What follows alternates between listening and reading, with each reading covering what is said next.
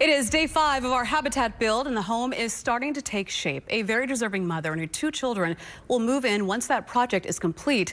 Channel 2's Taisha Walker reports on the progress being made in Northeast Houston.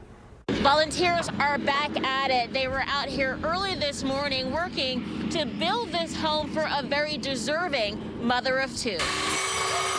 It's a familiar sound in this Northeast Houston neighborhood.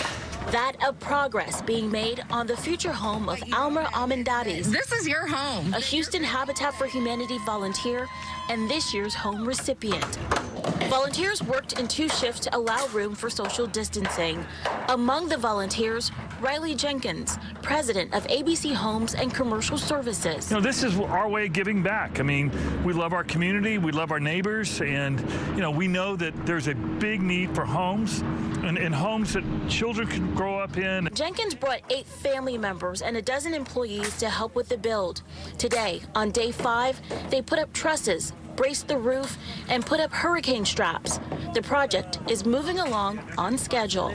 Volunteers will have the next 2 days off and will return on Tuesday after the MLK holiday to continue working on the build. Reporting in Northeast Houston, Taisha Walker, KPRC, Channel 2 News.